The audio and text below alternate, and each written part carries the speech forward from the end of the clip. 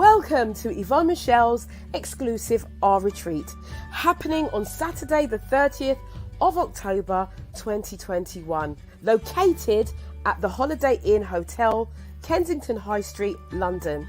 Now, you may be single and you may want to meet the person of your dreams.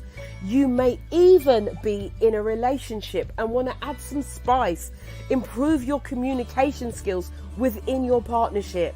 Well, this retreat has been specifically designed to help you improve your relationship and personal development status and empower you to rebuild a healthy, more vibrant relationship with yourself and others. So with a choice of a one-day package or an overnight stay, you will have full use of the hotel spa facilities and have an amazing experience. So book today, do not delay.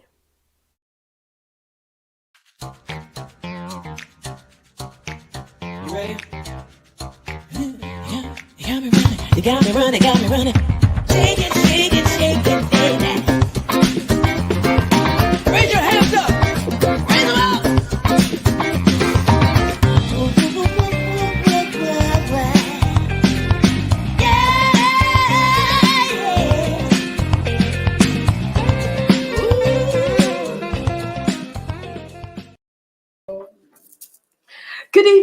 Good evening, and welcome to another episode of After Dark Talk. Now, this is your girl Yvonne Michelle, and I'm here as your host of the show. And if you've watched before, you will be well acquainted with me. If this is your first time, I'd like to welcome you to the show. And so today, as we have been talking about relationships, and you know that this is the best relationship show there is to watch. So we've been talking about relationships over the last, 18 months, nearly 2 years since the lockdown, and we've hit on so many different subjects. But right now we are working towards and walking towards our retreat. And our retreat is about love, relationships, but specifically about self-love, because we believe that everything starts with ourselves first.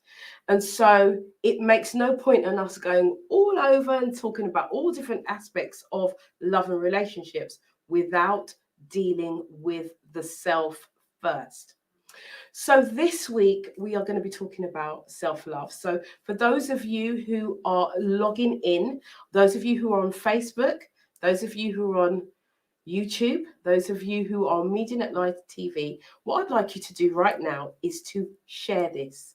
Share, and share some more. Share it with your friends, your family. You can even share it with your frenemy if you so wish. I don't mind, as long as you do your part as I am doing mine. So I want to welcome everybody coming in to the room right now. As I can see people coming in, I can see Annie Mac saying good night. Hi there. Hi, Annie Mac. Des S. Good evening, good evening, good evening. All of you coming in, and do make yourselves known on the chat.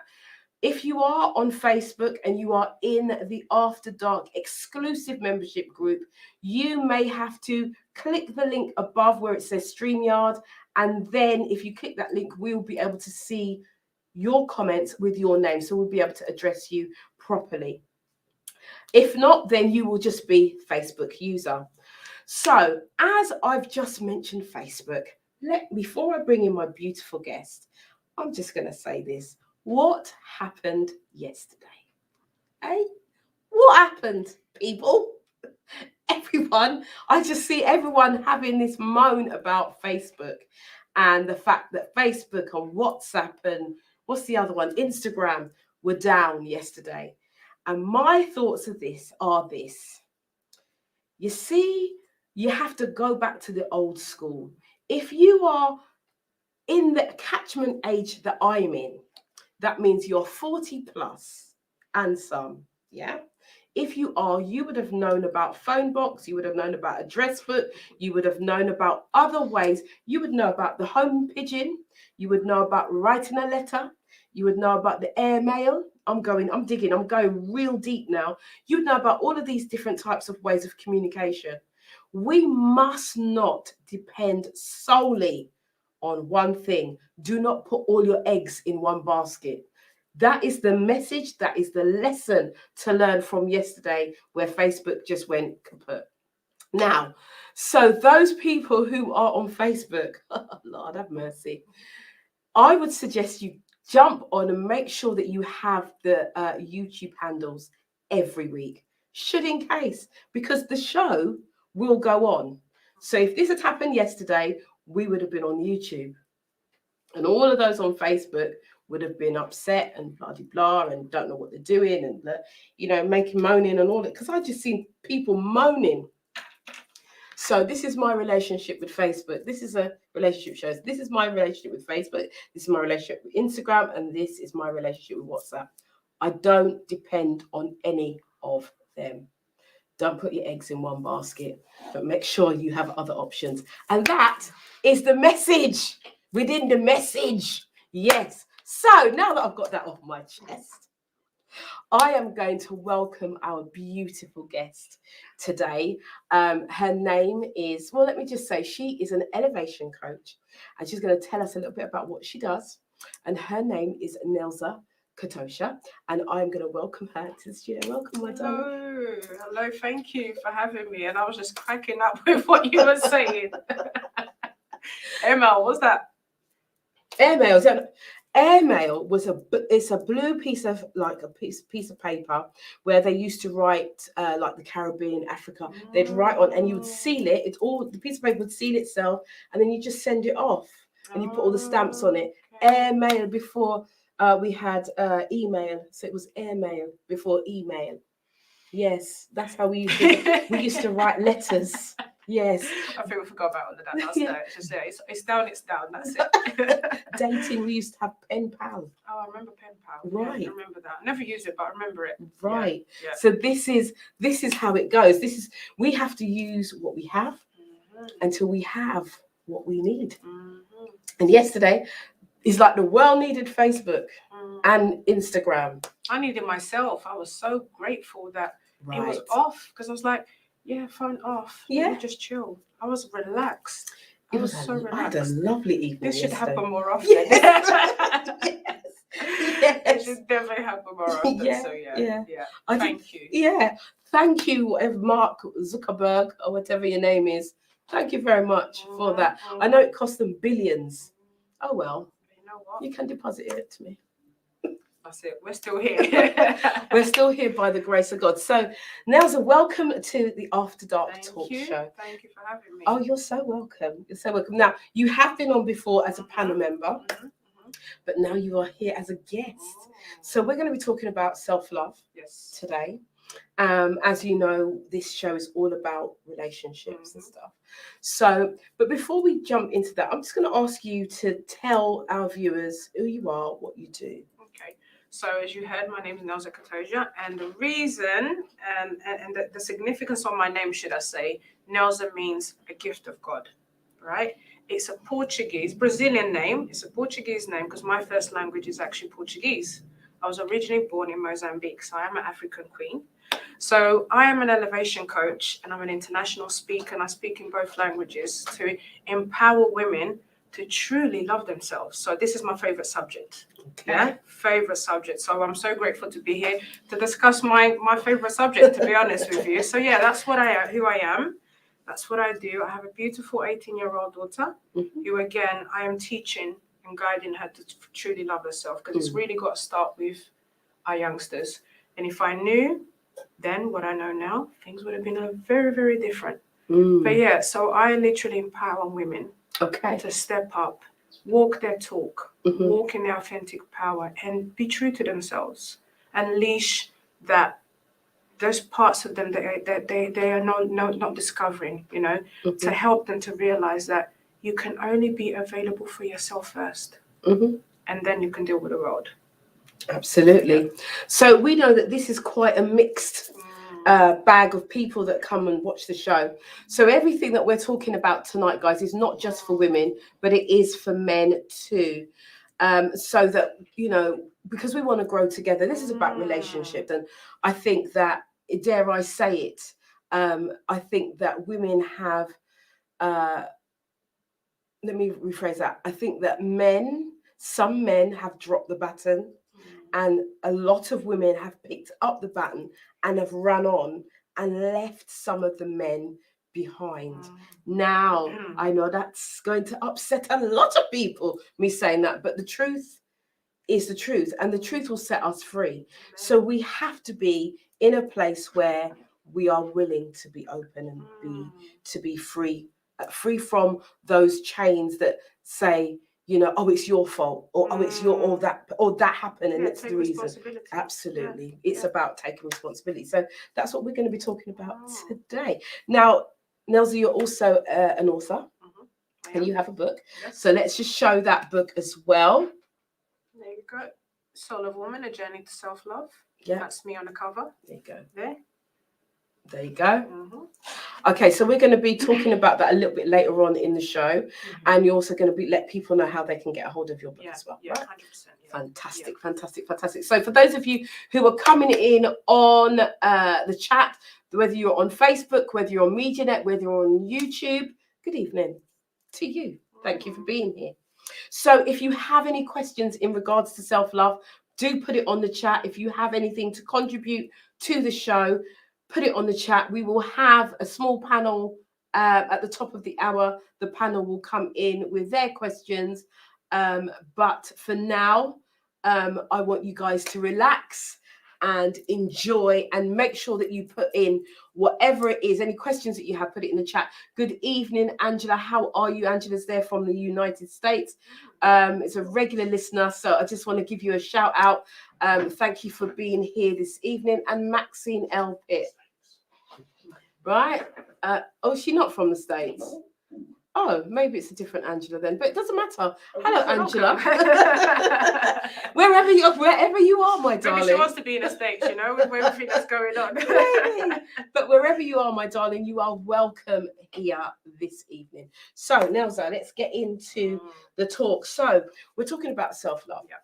So, you know, I know that it, especially for women, but actually, I'm going to address the men as well. Yeah, I'm going to address the men more tonight, actually. And the reason is because we are, as women, we are emotional. We're quite connected to how we feel.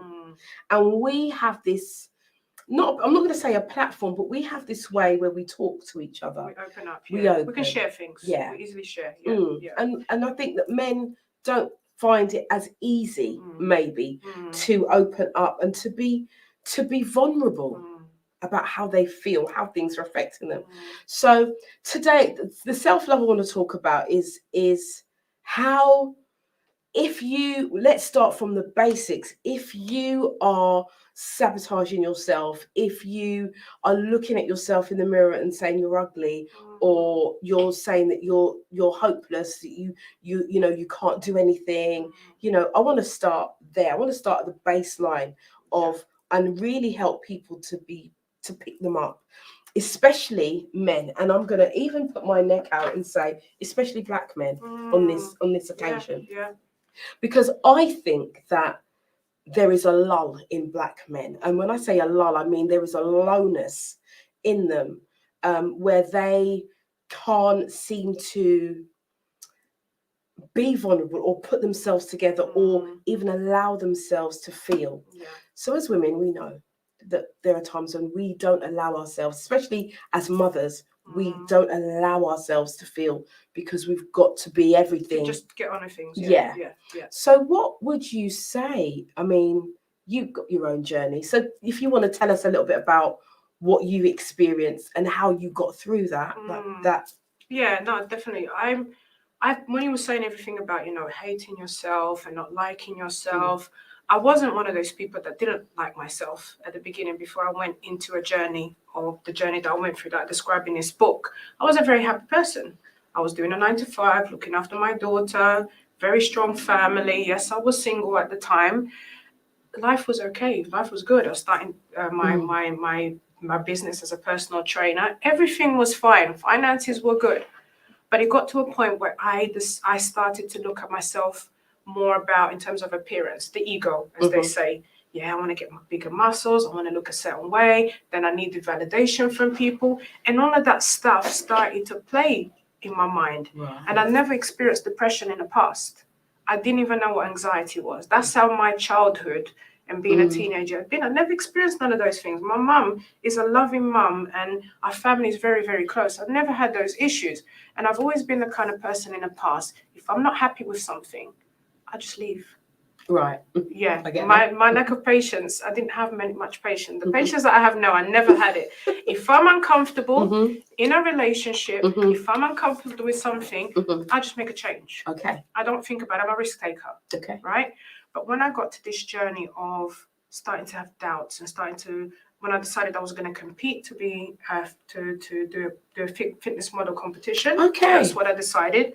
So that's like the all of that bodybuilding. stuff. Yeah, bodybuilding. So I started a personal trainer. I started my journey as a personal trainer. I loved the way the personal trainers taught. I used to go to fitness weekenders, and then I started to love muscles. I love muscles. I love women with muscles. I love all body shapes, right? But at that time, I was like, oh, I want to look like them. It was about, right, if I look like them, I'm probably going to get more clients, and I'm going to have more people saying how well you're doing. Right. Right? Okay. So I thought I can do that. And I remember my coach saying, Neusa, look at the do's and the don'ts of becoming a fit figure model. There's a lot. And I said, oh, I'm okay. I didn't read it. Then I started a diet. And I thought, I've got this. I was always the kind of person, I'm going to keep referring to I was because I've changed. I was the kind of person that if you say to me, Neusa, it's going to take you 6 months to do something, I'll tell you I'll do it in 3. Right. Okay. Right. So when she said we're going to take 6-month plan for you to compete in Miami Pro competition, which is one of the bodybuilding competitions, I said I'm going to do it in 3 months. Right. Right. Okay. So where I had a plan, and this is the thing, if you have a plan, stick to the plan. Don't try and do it your own way, in a faster way, because it's just not going to work. So I realized I had my days where I could eat a lot of carbs. Right. I stopped my carbs. I stopped having carbs. I had days when I was supposed to rest, and our body needs rest. I was going to fitness weekenders and going and doing about 10 or 15 classes the whole weekend. Right. My body just wasn't resting. Okay. And that's where the disconnection came from. That's where the anxiety, I was exhausted. I was going into burnout. Then I started having doubts, comparing myself to other personal trainers, saying they were doing better than me. My classes were full. I had a waiting list. I had 10 PT clients that paid me 3 months in advance. There was no issues with my finances. But I started doubting myself, saying I'm not good enough. Right. And then within a space of a month of training, and all of this happened, and I could go on forever about what else happened, I started to feel disconnected. Okay. I'd go and coach a client, and it's like I'm not there anymore. And my clients started to notice. And the more they noticed, the more I started to feel like a failure. When I went to the doctor said, you're depressed. Right. Never asked me, what are you doing with your lifestyle? Never asked me about my lifestyle. Because if he asked, he could have just said, Neusa, you need a week's rest. Yeah, you just need to sleep. The rest would have been enough. Because, you know, when you're entrepreneur, you get home, turn on your laptop, you're on there, I'm looking at plans, I'm looking at work. I'm thinking I'm good, I'm doing well. But your body's not resting, your mind is not resting. That's right. So I was going into burnout. And when he diagnosed me with depression, and he said, take a pill, I then felt like a failure. Okay. And within a few months, I gave up my business because I just wasn't coping. Okay. And then I suffered for almost 5 years. Right. Later on to find out, which is described in this book, that I was suffering from body dysmorphic disorder. Okay. Do you want to explain what that is to the listeners? So body dysmorphic disorder is a mental health condition where a person looks at themselves and they get fixated on their flaws. So I'm not talking just you might have a bit of weight or a big stomach. It's things like you might not like your hands, and it becomes like such a big problem that you start to hide. Right. So for me, because I wasn't sleeping, I had bags under my eyes, and because I was binge eating, because one of my ways of coping with anxiety was that I would binge eat. I would diet, then I'd binge eat to suppress my emotions. And we're going to cover emotions in a bit because, you know, emotions matter, but I was suppressing them because I couldn't understand why was I such a strong woman. All of a sudden I felt weak and powerless and out of control. And I didn't like my eyes and I didn't like my bloated stomach. So those are the two parts I fixated on. So when I looked in the mirror, was exactly what you said at the beginning. I'm ugly. I'm disgusting. Look at you. I was bullying myself every single day. Every single day I was bullying myself. And there's a lot of people, and I'm glad we're covering men as well, because it's not just a condition that affects women. No, it's not. And I never knew I had it until I overcame it. Right. Right? Mhm. Because, and another thing about body dysmorphic disorder is that it has a high rate of suicide because it goes undiagnosed. Mhm. People don't know that there's a condition. I know we had a celebrity recently die of anorexia. And what I was explaining when I had a masterclass today is that people who have anorexia or people who binge eat, it's a suppression of their emotions, and they feel they're in control until they're not in control anymore. So the only thing they can control is how much they eat or how little they eat, right? Okay. But then it becomes out of control. All of that is body dysmorphia, self-hate, is self-harm. It's a form of self-harm. Yeah. When you're binge eating, it's a form of self-harm. So that condition needs to be, more people need to know about it. Yeah. Because I was at a point of thinking about suicide every single day. That's how bad it was. Okay. That's how bad it was. So there's a lot of people suffering with it. There is. And I can share some of the signs as well for people to know. But yeah, I had no idea I was actually suffering from it until I overcame it. And when I realized this is what I had. But the doctor never diagnosed that with me. And the problem with the doctors were this, and I'm not here to put down doctors or anything like that, but you know yourself, and I knew myself. And I'd go to a doctor's surgery, and I saw loads of different ones, and they'd prescribe me different pills that I never took. And I remember one doctor saying to me, take this pill, it'll help you sleep. But I always used to do my research. I was very aware. I'd go home, I'd research, and you're going to get all the side effects. Don't do this, and then you're going to get all the things that work. I always went for the negatives. I was like, right, I'm not going to take this. And I remember reading about this particular pill, and the pill said it increases your appetite. And most people who do, they're like 2 or 3 sizes up. I had an issue with my weight. I was only a size 12, but in the mirror told me I was obese, right? Right, yeah. So I said to the doctor, I already have an issue with my weight and eating, because I was still constantly dieting on and off and binge eating. And the doctor said to me, you can either choose to sleep or you can like stop eating. Or I can't remember what the options are. He basically said to me, this is the only pill that's going to make you eat. And if you put on weight, so be it. I said to him, I'm not going to take that. Right. I would rather not put on the weight. This is what body dysmorphia does. I would rather not get better, because he believed that the pill would help me. I would rather not get better than have to put on weight. Right. Yeah. It was that deep. That mindset, that, that cloudiness, that fogginess of it. But then on the flip side of that, if you did take it and then became bigger, you're just going into a spiral then, out of control. I know. Yeah. I personally know people that take it and they are like 4 or 5 times the size, and they have the same issues I was having when I was depressed. Right. The negative mindset, they're constantly saying, oh, I know I should lose weight. I am going to do it. And lack of confidence, low self-esteem, not able to keep relationships because they don't love themselves. All of those problems were there. So when I was around people like that, I'm like, so what's the pill actually going to do for me? Because you still have to do the work. And this is what I said to people who take medication. You can't cross your arms and expect life to change. Well, it's a miracle, isn't it? Right. Right. So even if you're taking a pill, you still need to take those small steps. You still need to plan how you're going to wake up, what you're going to do the next morning, what thoughts are you going to have, what are you going to affirm? Because my issue was I'd wake up in the morning and go, I'm exhausted, I'm tired. Then I look in the mirror and go, I'm ugly, I'm disgusting, and my day's going to be terrible, and I'm not going to get out the house. And I was stuck in this for like 4.5 years. Can you believe it? 4.5. I can believe that, because of the way that the human mind works. It was so against me. Yeah. So against so me. it's a self-like revelation to yourself that I'm never going to get out of this. I'm going to feel like this because I see myself. And I used to say that I'm never going to get better. Right. On one side, I had faith, the size of a mustard seed. I used to say that to myself, and I kept journals. And I have these quotes from the Bible, because I was also trying to deepen my relationship with God at the time. I needed something that could take me out of the situation I was in. So I had a little hint of faith that I could do it on my own, not with God. I could do it on my own. But then I had this other side of me that was like, I'm never going to get better. I'm never going to overcome this. I can't sleep. I'm never going to sleep. I didn't sleep for 4.5 years, barely.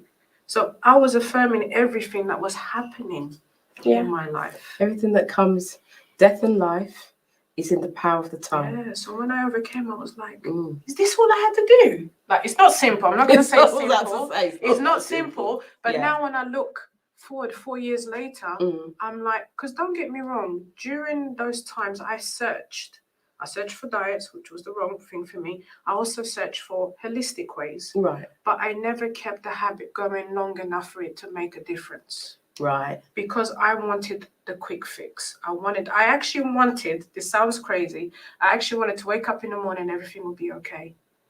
But isn't that the human nature? Isn't that human nature? Yeah. You know, we just want the pinks, the microwave, right. you know, this happens real quick. Right. But life doesn't happen like it's that. a journey. It is.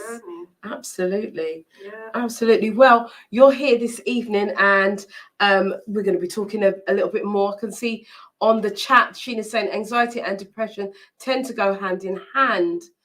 I hear you, Neusa. Absolutely. It absolutely does. 100%. Good evening, beautiful, intelligent ladies. Good evening, Michelle. How are you this evening? I hope you are well. So you've been talking about your journey on self-discovery, really, and you know, you've highlighted, and I really want the audience to hear this because, you know, sometimes we think that something devastating happens and then we become depressed, or, you know, we've always been depressed, or I've always been a sour person, I've always been negative. You know, it doesn't necessarily happen that way. You can be happy-go-lucky, have everything going, and it just happened to me, just like that. Yeah, it just happened to me. Yeah. And I was always a very motivated, determined, strong woman. I was 33 when it happened to me. My daughter was 11 or 12 years old. Okay. And I never had issues with my body before. I could eat whatever I wanted. I could do whatever I wanted. I was very comfortable with my body. Now all of a sudden it changed within a month. I started to look at myself differently. I started to be that bully to myself. And I always used to beat myself up. How did that happen? How? Why? You know, asking the wrong questions. You asked the wrong question. But the mind is the mind. And the questions that you were asking were actually feeding the mind in a negative way. 100%. And so you've turned, you know, you went on a journey to turn that around. And I just want to really address those who are listening to us this evening. I know that there are lots of people listening in on the show tonight, and I want to know, you know, have you ever felt that you have you ever looked at yourself in the mirror and thought, I'm really ugly, I can't get myself together?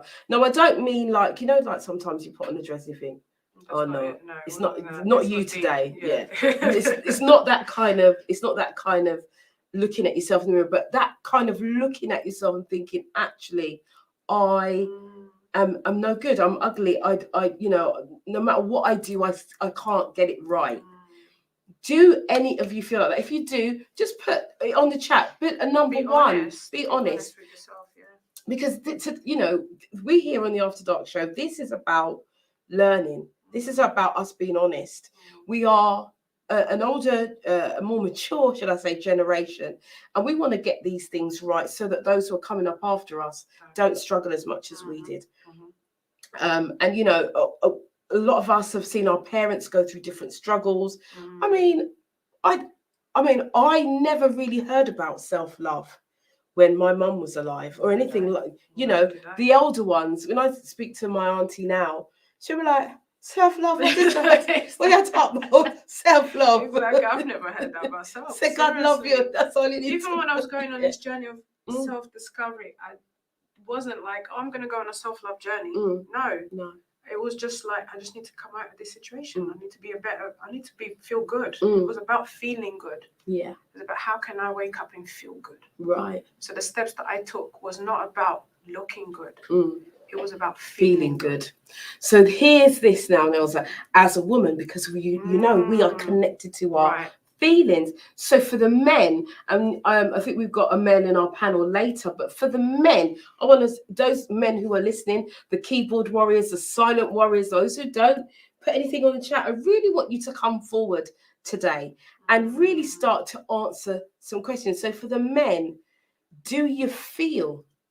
Let me ask you this: are you feeling yourself? And I'm not meaning it like, are you feeling yourself? But I'm asking you, are you feeling yourself?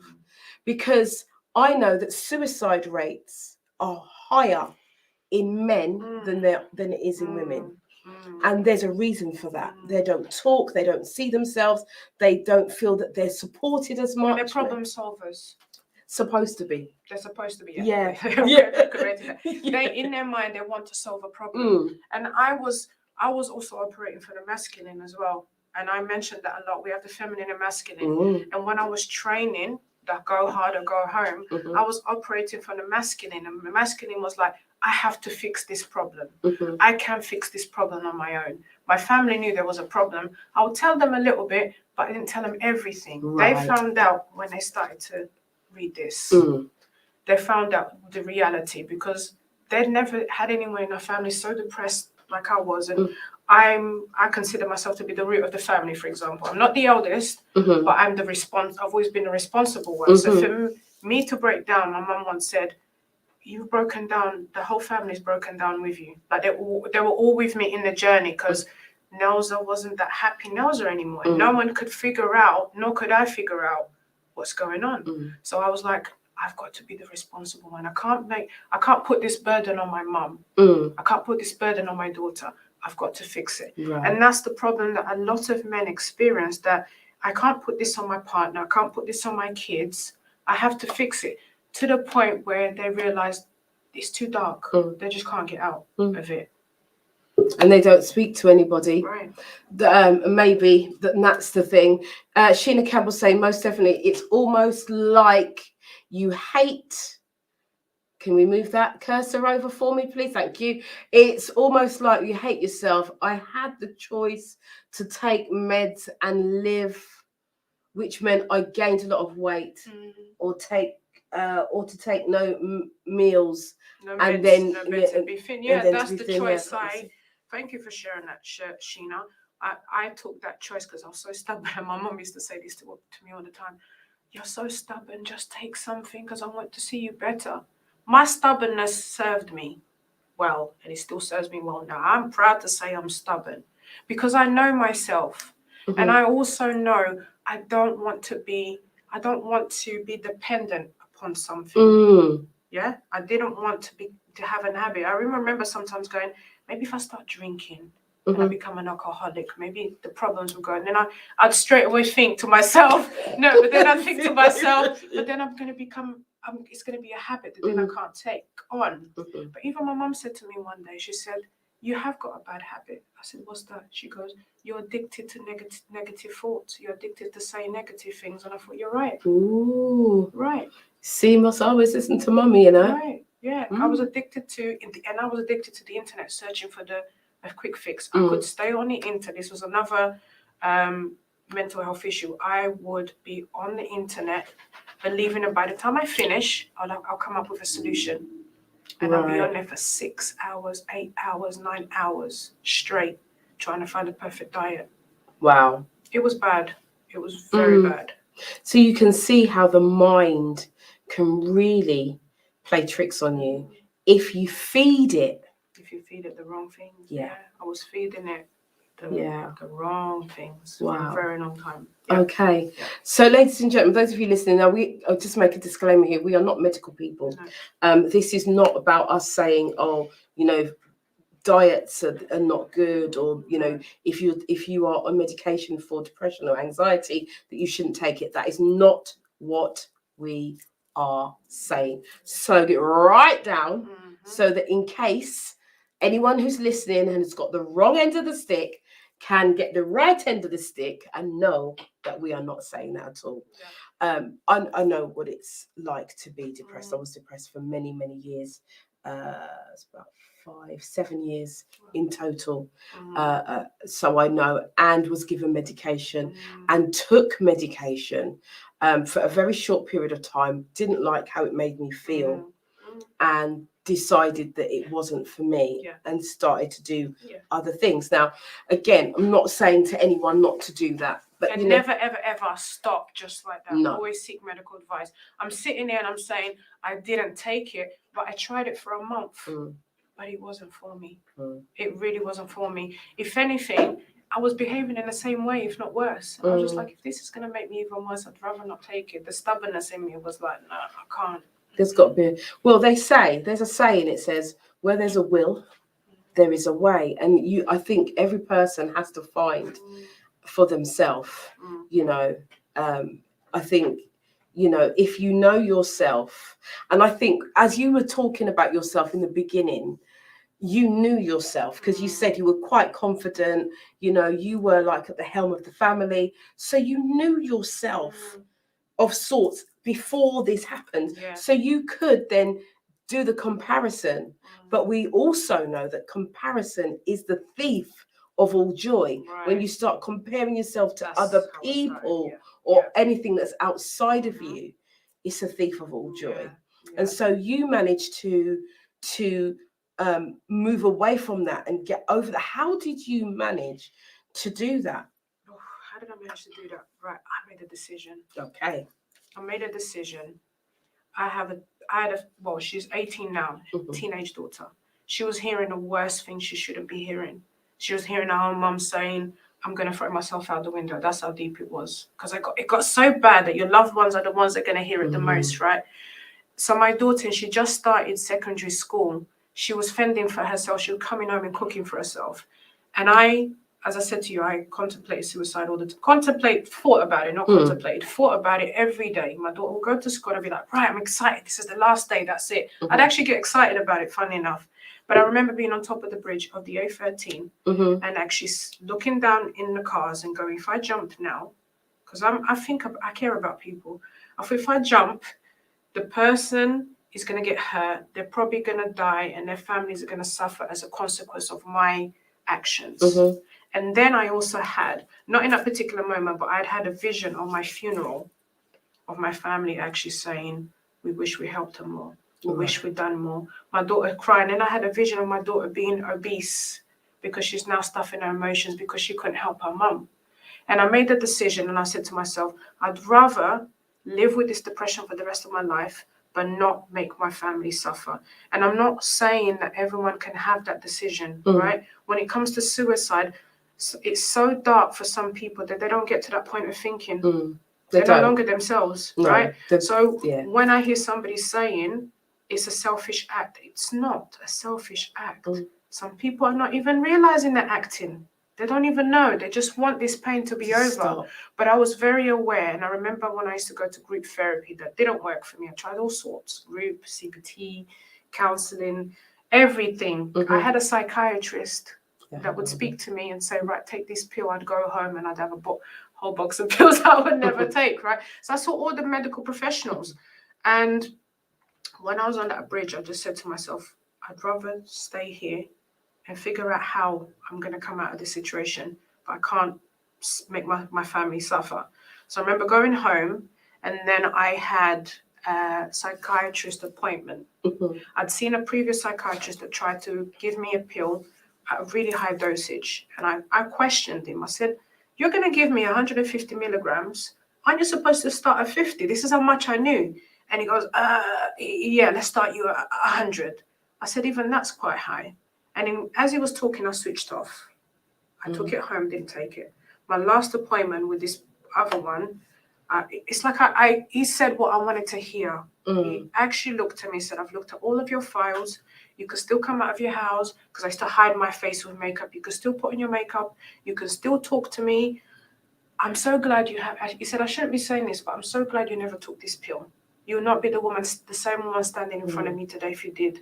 That was a very high dosage and it wasn't for you. He said, I'm glad you didn't take it. I'll probably get fired for saying this, but take nature walks, start your business again, have a glass of wine, but not every night because it's going to send you into depression. It was quite funny. But he said all the things I wanted to hear. Mhm. And then he said, I'm discharging you. As soon as he discharged me, I had a fear. And I was like, what if I end up in a mental home? Because I was convinced I was going to end up in a I shouldn't say that word, in a mental home, in a mental facility. Because that was where my mind was taking me. But when he said that, it was the assurance that I needed.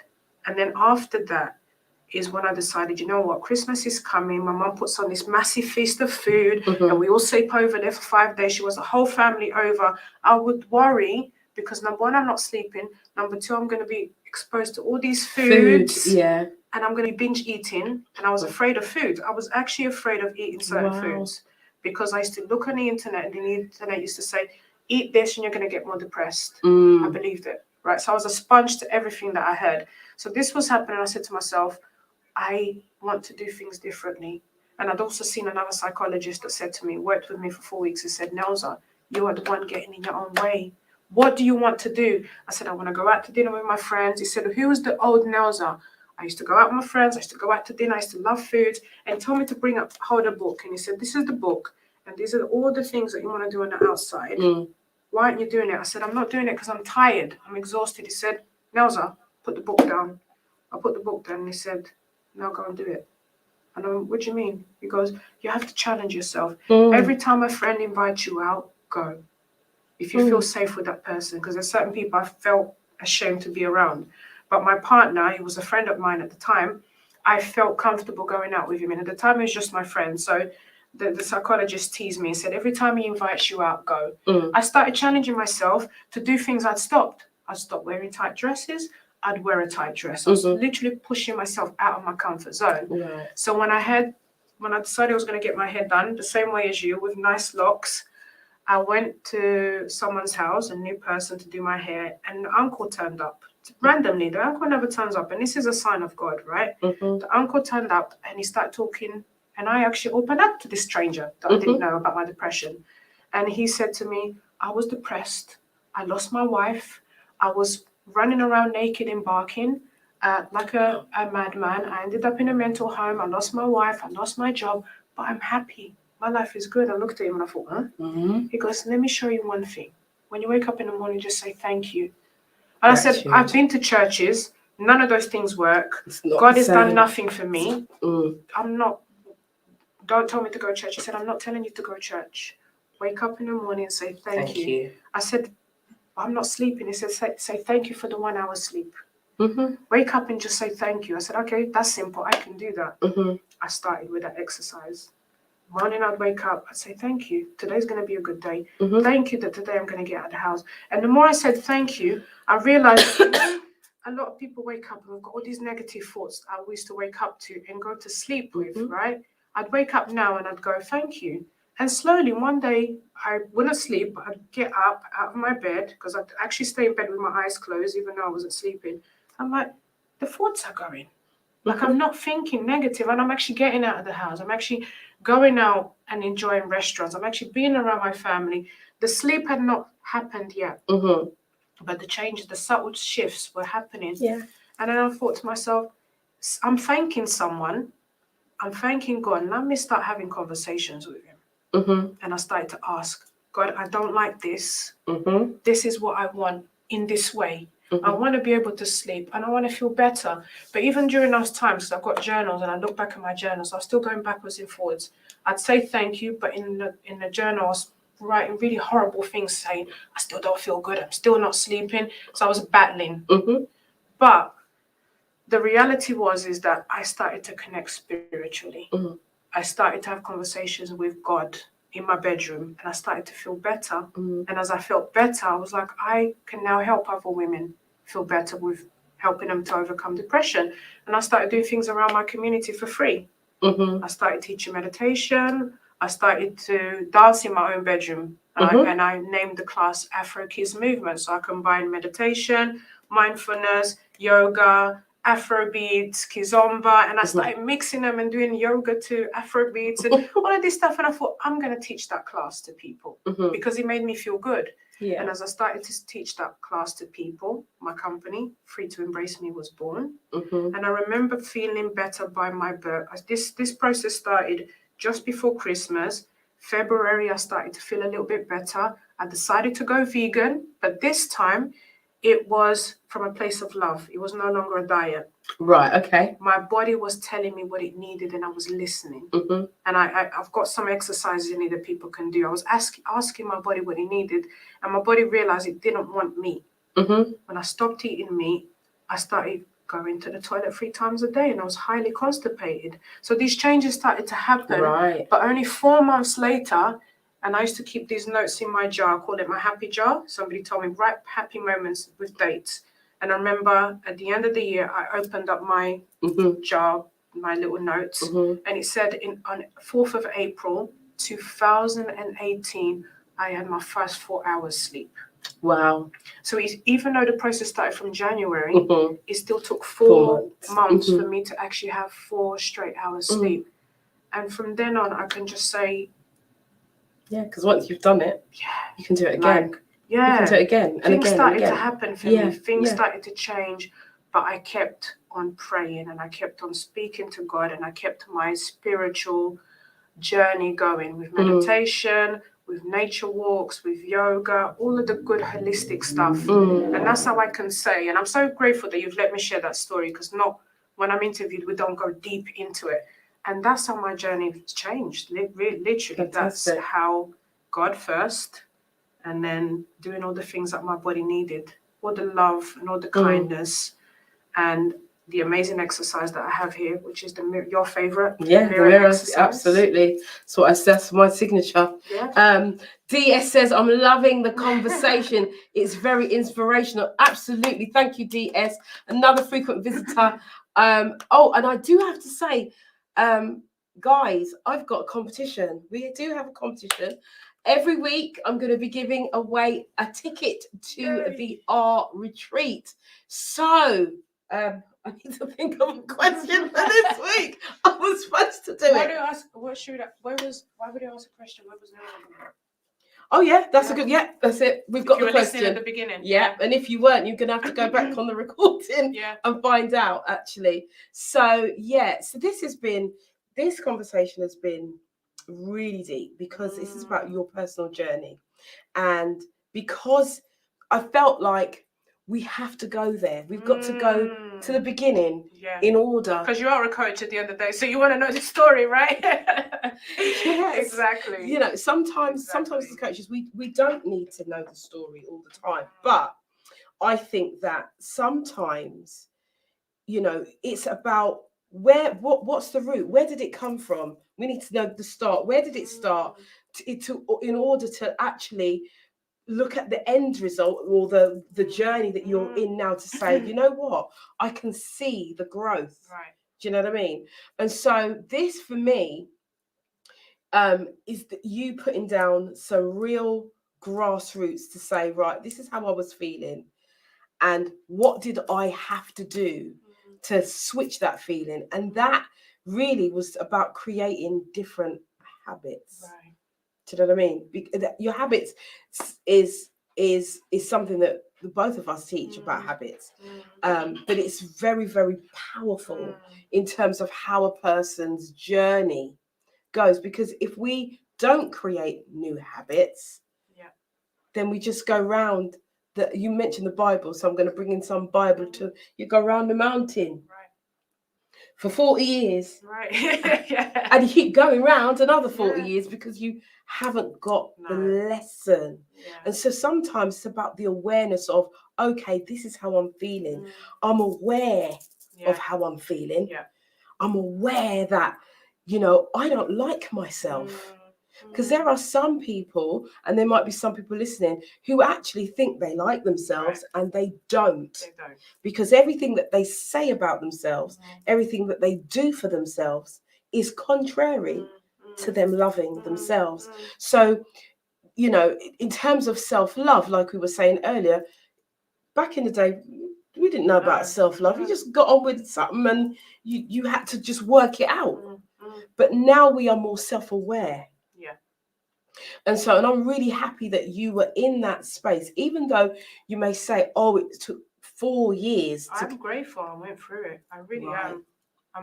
Like, my pain turned into my purpose. That's it. That's it. Come Yeah. on now. Yeah. My pain turned into my purpose, and I had to go through it to also understand, like, I feel women's pain, and I even feel my mum's pain. Like my poetry, some of my poetry is about my mum going through something while I was still in her womb. Okay. Right. So when I read this poetry to my mum's crying her eyes out because our emotions get trapped in our womb, right? If we're going to go deep with female. I know we're covering a lot of the female stuff, but we cover the men as well. We get trapped emotions in our womb. When I was doing the yoga exercise, there was some exercises that actually release emotions from the womb, right? And I remember once teaching this class, and I did what's called the pigeon pose to this lady. Afterwards, she came to me and cried and said that she'd had hysterectomy. And she said, when I did that yoga pose, all the emotions came back because all of the emotions are trapped in a womb. So when you are carrying your child, your emotions get passed on to your child. Yes, they do. So whatever my mum went through, which wasn't a very good relationship, and I'm not going to go into my mum's life now, it got passed on to me. Yeah. So my behavior when it comes to being in relationships for a long time was, as soon as he tries to tell me what to do, is out the door. Yeah, generational. Right. Generational. And my mum once said to me, it's my fault why you're single all the time. And I'm like, no, mum, it's not your fault, because I'm not going to be in a place I don't feel appreciated and respected. And if I don't feel happy, I'm not going to stay.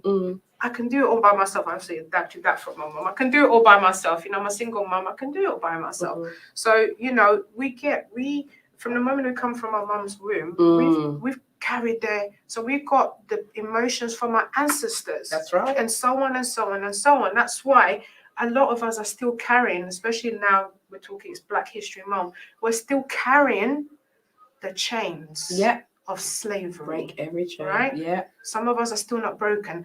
And I decided to break that chain because I said, I don't want my daughter to do the same thing. Yeah. And you mentioned something which was, you know, sometimes we hide from our children with our pain. My daughter knows all of my pain. My daughter knows everything that I'm going through. And I've got it in a poem. I said, I won't hide anymore. I will show her that life can be hard at times, but she can be whatever she decides to be. But she has to look inside and love herself first. So my own daughter says, Mum, before I get into a relationship, I'm still working on my own self-love. That's right.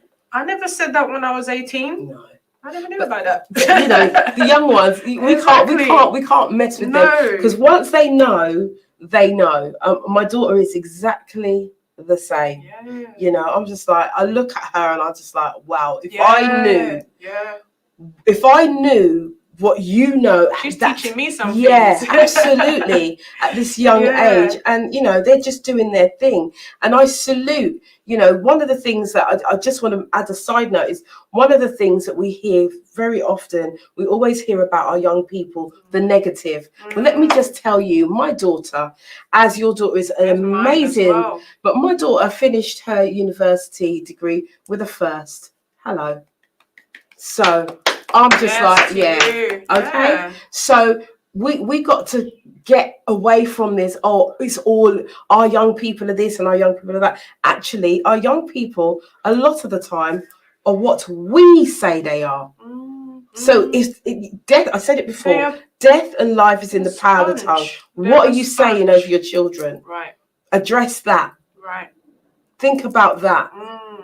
Yeah. Anytime you say, "Oh, you're just a little shit," and I don't usually use those kinds of words on my show, but these are the things that come out of parents' mouth, and then we're wondering why our children are wayward. Anyway, we're not there today. We will come back to that. But our children are a reflection of us, isn't they? They are. Like absolutely. my daughter, I got worried that she was gonna be, you know, because of what she went through. I got worried. And it damaged our relationship, and I had to rebuild that bond with my daughter. And we have the most amazing relationship now. It's like we're sisters, but with respect. Of course, she respects. She knows the boundaries. She respects me. But we had to build our relationship again. So not only did I have to overcome my own demons, I also had to rebond with my daughter that I felt I was losing, and I almost lost her because she couldn't understand. Our mum was so strong and so happy. We spent so much time together. All of a sudden, our mum doesn't even care whether she's there or not. It was that deep. And then when I started to get better in my relationship, she still felt like, I'm happy mum's happy, but then it feels like she doesn't care about me. And then I had to focus on her because I had to say, me first. I need to find myself first. And then I was ready. Like filling up my cup. I had to fill up my cup first, do all the things that I love. And now she can have all of me. And she's got all of me now. And she knows when my cup is not full. And I said to her, I had a conversation with her once. I said, I'm not responsible for you. She goes to me, what do you mean? I said, because imagine something happens to me and I end up in hospital. What's going to happen to you? She goes, oh, yeah. I said, I'm responsible for myself first. And when I'm good, I can help you. And she goes, okay, I get it, Mom. But a lot of us parents carry this guilt that we have to do everything for everybody else and our children and us last. Well, it's again, it's like the like when you travel on the aeroplane. I use this analogy all the time. Right. You travel and the air stewardess says, if the respirator, the gas mask comes down, you give to yourself first, and then you deal with your children. And human nature would have it that we would put it on the children or the elderly. And then you die. But then you're dead. Your hand is there, like and then you're die. dead. And then you can't help nobody. So Exactly. So it is that old chestnut. Yeah. It really is. So we know that we have to look to ourselves. So this is the first kind of lesson. We have to look to ourselves. We have to be aware of who we are first. And then we can then deal with the outside. Whereas we are taught really that we have to be everything to everybody else. And I said this, I actually said this today to somebody. And I said, the expectation is for me, this is me, Yvonne Michelle, to be everything to everybody and be nothing to myself. Right. And how the dickens does that work in this day and age? And that's exactly, I said it just like that. How the dickens? If somebody says to me, you're selfish, I'm like, I'll take that. Good, everybody's selfish. I'm not selfish, I'm just self-full. That's it. I was going to say that. That's the word I use. I'm self-full. Yeah, I'm self-full. Because I'm filling up myself first. That's right. Yeah, I don't know who came up with that word, selfish, but if somebody says that to me, I'll say, I'll take it. I'm just filling up myself first. You got to fill your cup because first. when you do that, you're a better version for other people. And it's even the same, like the reason why, because I get men going, why don't you help men? The reason why I help women is because when a woman is happy at home, everybody else feeds off of her. So when you focus on helping a woman fully love herself and fill herself up, you see how beautiful that home is, how amazing that dinner is, how she presents herself, how she greets her family, how she greets her kids. That's why for me, I connect with women because I am a woman, obviously. I connect with their emotions. And when I can help them, then I can find a way to not, they can't heal their family, obviously, but they can find a way to have a happier home. However, I remember, I think it was either Daniel or Des that said, two people who are together cannot work if one is working on themselves and the other one isn't. You both have to love yourselves enough to then pour onto each other, because what happens is one person is full of self-love, gives. The other one is taking. The person that's giving so much self-love one day is going to get exhausted. And the person that is not loving themselves is expecting that person to make them happy. Constantly. I don't rely on no one else making me happy but me. So that's why in a relationship can truly work if two people have done it in a work. And men have to be willing to do that too. And there's men doing it. There's a lot of men that do that. But it takes longer for them to get to that place. Yeah, it appears to. You know, there's an old, you mentioned the Bible, and as you're talking, these scriptures keep coming to me. But it's like two cannot walk together unless they are agreed. And for me, that just says it all. If one of the things, a couple are really good friends of mine, they've been married a long time, and the wife said to me that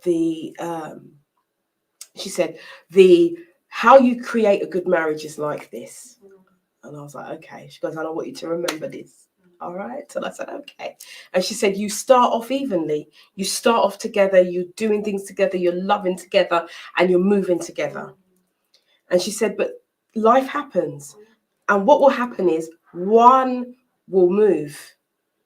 Spiritually, physically, mentally, emotionally, could be any of the alleys. One will move. The person who is here will recognize that the person has moved, has shifted, because you know when there's a shift in your relationship. So she said, so it's that person's responsibility to pull themselves up. That person here can help to move them up, but it's this If that person wants it. That's it. It's this person's responsibility. If that person recognizes that they need to change, then it will go. Right. And then but then it could be that person moves and then that person moves. But she said what happens is to marriages that don't work. Thank you. She said one moves here. The other one is doing nothing, is complacent, taking things for granted, and it is comfortable there. And this person keeps moving. And eventually what happens is this person can no longer see this person because they're not in eye view. Right. And so she said to me, whenever you're in a relationship, always make sure that you work together and you stay in good stead. And she said that is make how sure you see each other. Acknowledge each other. Acknowledge, you see each other. And when it's not just to see them physically, but it's to see them emotionally, see them spiritually, you know, not trying to take the conversation too deep, but you know, each person has got to meet the other one if you're in a partnership where the other one's at. Right. Otherwise, you're going to grow away from each other. And I've taken that. There's little gems that people over the years have dropped in me. And I've like, that makes perfect sense. So you grow together. DS says, yes, that's a key gratitude. I'm very grateful for most difficult experiences because these experiences have redirected me to look inwards and I am on the right path now. Boom. So happy to hear that. The real Ayesha Peter says, greetings, queens and family. Greetings. And she says, I have done in the past. So listen, ladies, gentlemen, those of you listening, get involved in the conversation. We are talking about self-love. Neusa Catoja is here. Can I hold your book? Yeah. Is the author of Soul of a Woman, The Journey to Self-Love, which is Neusa's book. And we are talking, Neusa has been telling us about her story, her journey of how she decided or became the queen of self-love. And so I want us to really be honest this evening. But we are at the top of the hour. So we are going to go to our commercial break and we will be back with the panel just after this.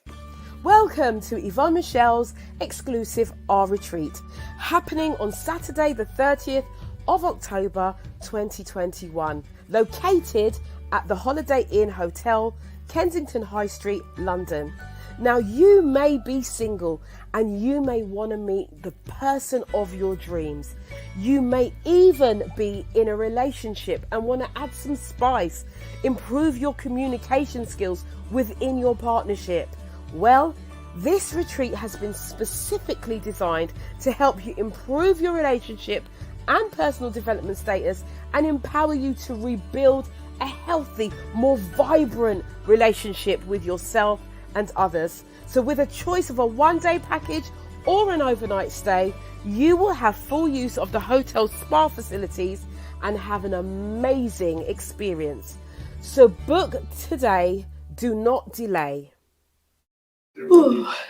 Hey, we are back. So just to remind you about the Our Retreat, which is happening on the 30th of October, 31st. Those of you who want to stay overnight and make use of all of those beautiful amenities that the hotel has, then stay overnight. Those of you who just want the day pass, there is a day pass. Now, okay, so before we introduce the panel, I think we're going to pose the first question. So we are giving away some tickets to the R retreat. And so the question is, Neusa is going, as our guest, Neusa is going to ask the question, and we'll just decide whoever comes in first. Yeah, I don't think people that know me should be allowed. Okay, so people that know Neusa, you can apply, you can try again next week. So make sure you watch the show. So if you know Neusa, sorry guys, you cannot participate. If you know her really well, if she's one of your sisterins, you can't take part. Actually, I'm going to ask a different question. Okay. This means that they can actually also participate. Okay. Because they might not know. Right, so at the beginning I mentioned what my name means. Okay. Who can answer that question? What is the meaning of my name? And that is the question, this week's question. What is the meaning of my name? What is the meaning of Neusa's name? First name, yeah. A first name. Okay, so the person who is the first person, whether it's on the show or whether they contact me via Messenger or they put it on YouTube, wherever it comes and I see it first. Don't be texting me to ask me. I'm not going to tell you. Where the eyes will see it first. Someone's done it. Someone's done it. So have you got a winner? Let's have a look. Have we got a winner? Yeah, we do. Sharon Fevier, a gift from God. Sharon Fevier, well done. Sharon. Sharon, I will send you those details. You win our ticket, a free ticket to attend the R retreat. Yes, Sharon. Wonderful, wonderful, wonderful. Thank you very much. And we are going to be giving another ticket away next week. So if you want to win a ticket, come on the show. Can I say it's too late, Lisa? Hello, Lisa. You know, Lisa. Too late. Next week. Next week, look, tears. Next week, you'll have another chance to win a ticket to the R retreat on a day pass. That's the day. Yeah, I'm not giving away the hotel night. If you want that, you're going to have to upgrade yourself. But it's a free day pass for you to come and listen to our speakers. We have 8 speakers who are going to be facilitating workshops in regards to love, relationships, and a lot more. So we're going to have some meditation in there. Nice. We've got lots and lots of things going on throughout the day. So it's going to be amazing. Okay, so Sharon Fevier, I will send you, actually, messenger me, Sharon Fevier, just to say I am the competition winner. And then I will send you some details. All right, my darling, thank you very much. And so now we're going to bring in Can I also say one more thing, Sharon? I'll give you a copy of my book too for free. Okay. Sharon, you get Look a copy at that. as well. Woo! You get a copy of Neusa's book as well. And Sharon is an author herself. So nice. Yes, Lovely. yes, Blossom Tree. Lovely. We have to get Sharon on here soon. Okay. Let's bring in the panel. We've got a small panel tonight. Let's bring them in. Good evening, Sheena Campbell. How are you, my darling? You're muted. Good evening. How are you? How is everyone? Hello. You all well? Good to see you. Good to see you. Thanks for being here today. And who else have we got in the green room? Hey, Mr. Theo. How are you? Good evening. I'm good. How are you guys? We're wonderful. Well, I'm wonderful. Good. I'm amazing. Yeah, I'm amazing. Thank you, Theo. She's amazing and I'm wonderful. There you go. So, guys, you've been listening to the show. And so we've been talking. Neusa's shared her story. And one of the things that we said at the top of the show was about men. And I'm so glad that you're here, Theo, today, to kind of represent the men in terms of how men feel about self-love. And maybe even ask the question, how do they feel about when a woman talks about, I love myself, and you can't treat me like this because I love myself now, right? Yeah, I always get told, you're doing your self-love thing. Yeah. Right. Yeah. Okay. So how does that affect men per se, Theo? To your knowledge? What, self-love? Yeah. Men look at it. Well, not all men. A lot of men look at it as a bit vain, bit of that they think that think they're too nice. It's not something that guys really talk about, to be honest. It's not something that they talk about or think about, but I know secretly that they do. It's a confidence thing. You know, so you see the guy that's the alpha or whatever they want to call it in the group, so he'd be the confident one supposedly, but sometimes they covering up, so in public they're super confident, but behind the scenes that they're quiet. But if you know studying them beyond that, you know that there's something going on with them. But it's not something that men, I don't think I've ever had a talk with any man about self-love. Maybe about them boosting up their confidence, but that's more around back in the day getting girls. That was more Right. that was really what it was about. It's about getting girls, yeah. that's most guys, that's what their things about. Their confidence is based upon, you know, your attraction to the opposite sex. That's what, okay, thanks for that, because that's quite interesting, because I did say at the beginning of the show that, you know, a lot of men, you know, it seems to be like, well, they're just doing what they're doing, and they kind of leave this to the women to kind of, and then they get, what I said was, I just reminded myself of what I said, is that it seems like men have dropped the baton in terms of how they love themselves, and women have picked up the baton and literally ran with it. And now we're just growing and growing and growing and growing and leaving the men behind. Yeah. In terms do you of think, that, yeah. Do you think that statement's fair? Men only look at men's ratings in the men's world, especially in the world, if they're not married, is about your attraction to the opposite sex. So your status and your is either you've got your money or your attraction to the opposite sex. Apart from that, anything else around that, you're not really interested. People are not really interested. Wow. Or if you're intelligent, if you're super intelligent, like, you know, your black history and stuff like that, you got to have something about you that will give you the ratings. No one actually knows about your personal journey, or you're depressed or you're sad and stuff like that. Don't really check into that. It's becoming a thing now because people are talking a lot more about mental health. So it's becoming more and more prevalent in men, but it's still a very tiny conversation. Thanks for that. It's interesting because for me, it's like if somebody's depressed, if a man's depressed or he's stressed, how do you get them out of that situation? For me, I got it out of my situation of self-discovery, loving myself, increased my confidence and sort of things like that. But I'm getting that for men, especially when you're talking about the self-confidence part, how are they building their self-confidence if it's not through self-love, if it's not through getting to know what they like and what they don't like? Is it external? Are they going to the gym to do that? How does a man build that piece of confidence? Yeah, they go to the gym. And if the man is fortunate to have good friends, like solid friends that he's growing up with from like back in the day, who can talk to him on a level, like, bro, you need to fix up. If you don't have those guys around you, it's not going to happen. But even that word, you need to fix up, it's a bit... How do you fix up if you don't if you don't look at yourself? But as you were talking, I said, you was like, what do? They go to the gym. But I said, girls, women, you know, because that, to me, and I'm not male, as you can see, I'm very feminine and female.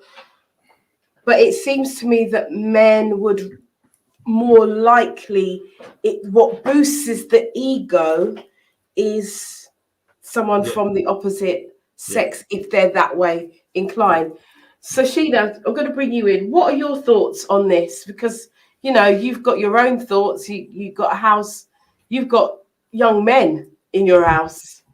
That sounds a bit ominous, doesn't it? Yeah. Wow. Yeah, just throw me in the fire. Okay. Yeah. Well, yeah. So there's three of them here, as you know, and it is a case of, you know, from what I see with regards to them portraying the self-love for themselves, is one's going to the gym, so he takes care of himself. The other one used to go to the gym, but he finds other things to take care of himself, things that make him happy. Yeah. And that could be going out with friends, or, you know, just maybe just having a bit of chill out time with his friends. And then my partner now, he does anything really, which is 9 out of 10 spend time with me. when he's not working, and that's his way of relaxing and, you know, showing his love as well. So when it comes to self-love, from me, it really is about you come first. In order for me to express or share that love, I need to first love me. So it's about me first. I come first, then everyone else follows, because I'm no good to nobody otherwise. But yeah, so I live in a house with 3 men. That's wonderful. That must be nice. Yeah, it is actually, because I'm the only woman in the house, and it's Yeah. it's lovely. I like Yeah. it. It must be nice. But You now that my son's you gone, see me I grinning. You're You smiling because see, it's the same for him, innit? yeah. So it's just bare smiles. But yeah, self-love is definitely about you first. You can't do anything until you work with you. I mean, for me, you know, I could kind of relate to a lot of what you were saying, Nelson, because like with regards to anxiety and depression, I know all about that.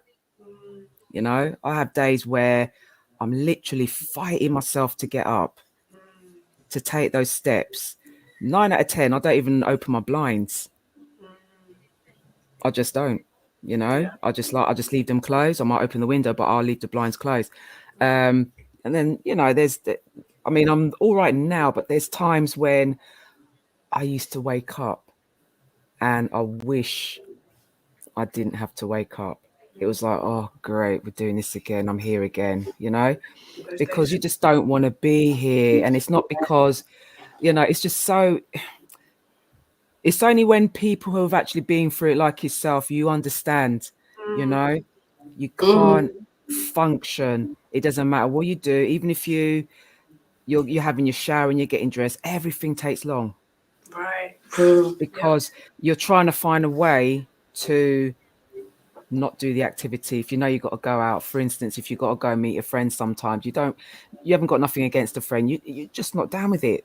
You're just not able mentally, you know, and that's where I was at.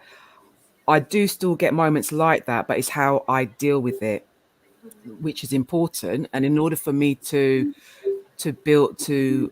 deal with things properly, I then have to go back to the grassroots, which is just meditation, deep breathing, prayers, going for walks, exercises, reading a book, doing something that is going to make me feel better.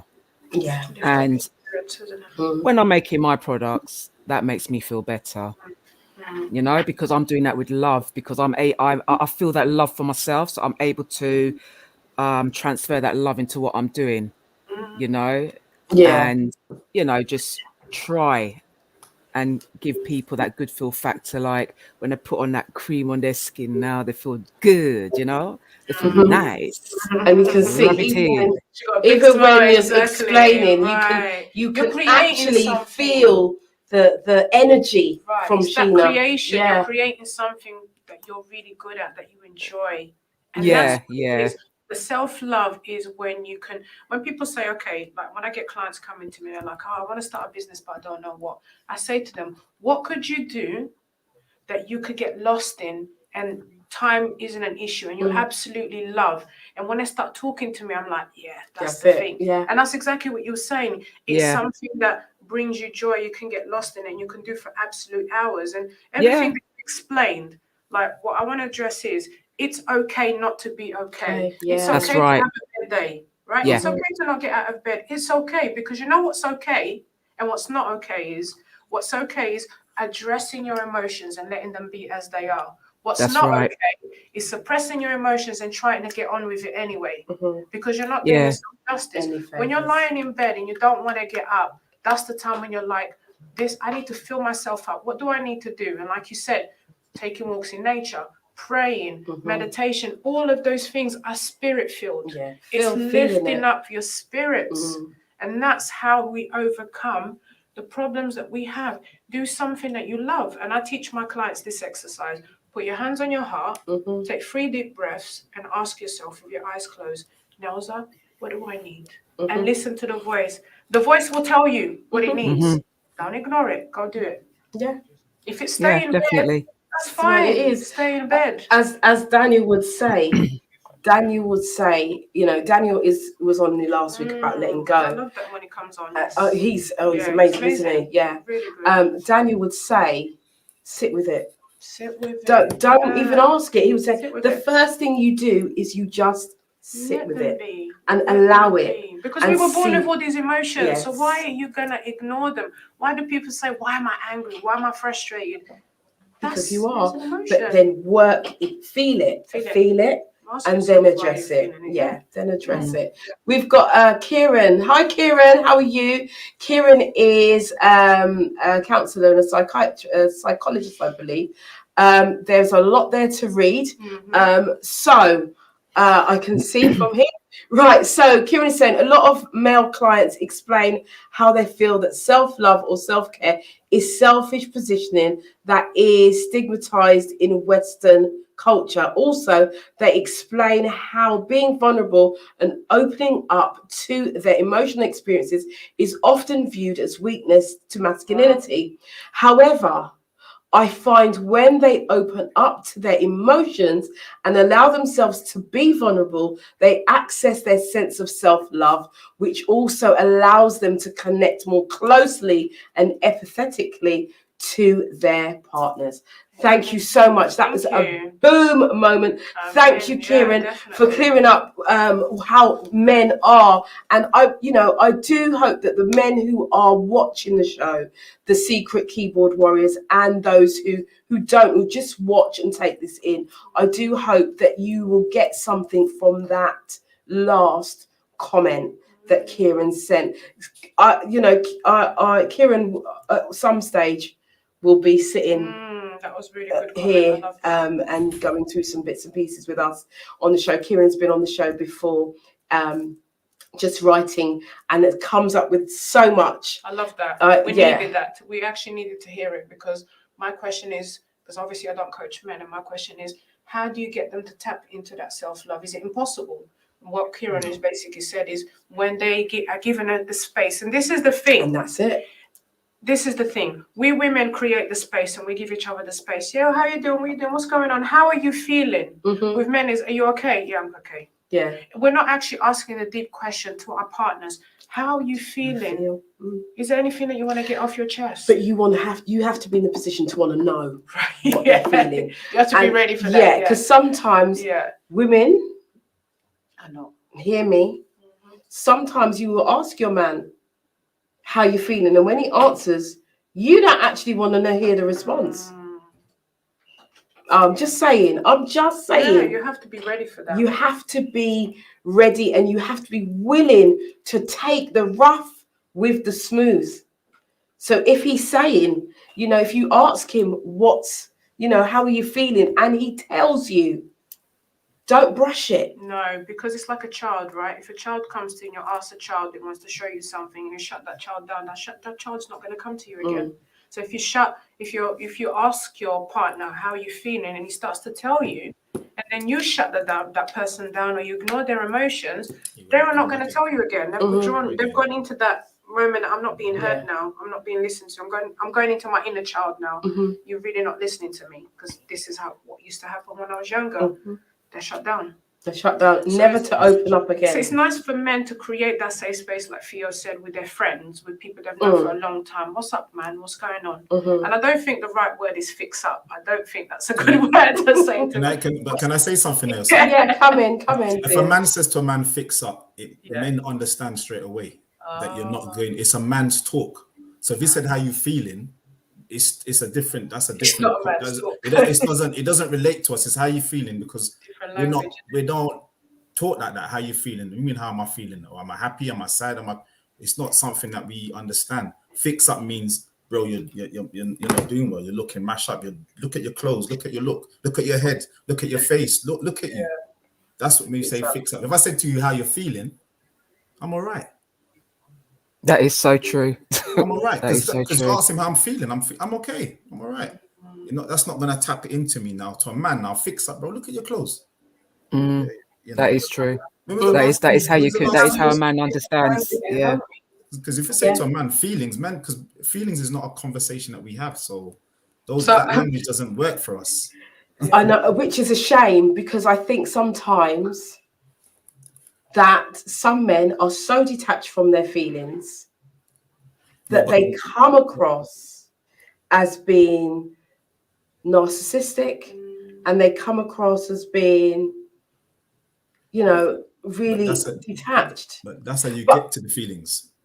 You know, so That's I'm how just you get to it, by going that way. You don't go straight to it. You have to go via how they fixing up, and then you can tap into the feelings. Right. You can't just go straight to the feelings. I've got a question for you, Theo. Obviously, you're a married man, and how a man would address his friend like fix up, yeah? So how should your wife or your partner address you? So how, if obviously, you know, your wife comes to you, she's not going to turn around and go fix up, because is that what you want to hear, or how would she address you? You get fixed. How should a woman be addressing her partner that's going through something? Similar way. You say, look, you're not taking care of yourself. What's going on with you? You're not look at you. You're not caring. Look, you're just slobbering around. You're looking a bit. You got to talk to a man that way. You got to be pretty like passive aggressive. Because men, that's what men respond to. We respond to that because it's a man thing. Okay. Once a man's used to talking about his feelings, then you can start talking about feelings because he's in touch with them. But for him to get in touch with them, you have to deal with him first as a man, like break the man down. It's like breaking the ice, isn't it? Yeah. Otherwise, the man will say that you're attacking him, kind of, maybe because you're. Yeah. So you just say to him, look, what's wrong with you? Why are you wearing that kind of clothes? You didn't used to dress like that. What's going on? The man might say, you mean what's going on? I said, nah, man, you're dressing, you're upset. And then you can start going beyond that. Yeah, then you say, look, you need to fix up, brother. The thing is, we're naturally caring and compassionate, and I would be like, babe, how are you feeling? Is there anything that I can do for you? What can I do for you? Kind of thing. That's the person. That's how I address. And what's the response? And if the person's not that way inclined, be like, I'm good enough. I'm all right. Just get me a drink or something. I'm good. That's the response you would get. I'm good. I'm not a drink, even though you know there's more. Because of what's happened, as you said before, say the guy's spoken to a female before, tried to address his feelings, you shut him down. Trust me, he ain't gonna come and open up to you. No, because he's been shut down once. You know, men don't like to be open and be shut down. Once I'm gonna bare my soul and this woman shut me down, forget that. That's not happening again. You're not breaking my heart or making me feel that way. So I'm gonna give you this tough exterior. So you just have to talk to them harsh. Yeah. It's like breaking. My wife says it there. Look, Miss wall. B says it there. Look, there she goes. Men are simple creatures. Talk straight and simple as it seems. Direct. They don't. They don't do interference. Like that. Inference. Is that meant to be in reference or ference? Okay. Inference. It says it. They do, and I know that men are simple creatures and like things simple. And I agree with Miss B first. I agree with that. They are. But also there are a lot of sensitive men as well. And I think sometimes can take the bluntness from a man, but not from a woman. Exactly. Because that can be flipped. And we see this in other terms, the domestic violence or people becoming aggressive. So you've got to know the person that you're with. You've got to know how to approach them in these situations, I think. But I think in terms of how we are talking about, you know, self-love and how, you know, yes, it is about putting ourselves first. But when we hear that to the outside person, well, I'm all about self-love, I put myself first. It does sound selfish. It sounds very much, you don't count and it's all about me. That's how it sounds. Right. It's not necessarily how it is, but that's how it sounds. But self-love for me is more about how you have awareness of yourself. Yeah. You're self-aware first. Then you can be aware of others after, because if you know how you are feeling and what upsets you, what doesn't upset you, what you think about yourself, you can be at one with yourself, then you are then open to have the empathy for another person. That's And right. I think that kind of explains it a bit more. So it's about being self-aware, aware of your surroundings, about how you feel, what triggers you. Whereas that doesn't always. We've got some. Okay, right. So, right, Kieran's saying, I think we have to be careful not to over generalize men's responses. Absolutely. I know many men that can open up to their feelings and emotions just as much as women. But just accepting this masculinity narrative, we are actually strengthening the stigmatization of men being emotionally available. Yes, and we take that. I take that on board. Thank you for flagging that up, Kieran. Thank you for doing that. It's very, very true. I think we've got to take, it's like a bit of both, because there are equally women who because we can't generalize. Just shut down. You know, there's women that don't address their own emotions. So we can't really. They're so oblivious to, you know. So inference means, from Miss B first, when you say something indirectly or with underlying meaning, not saying things directly.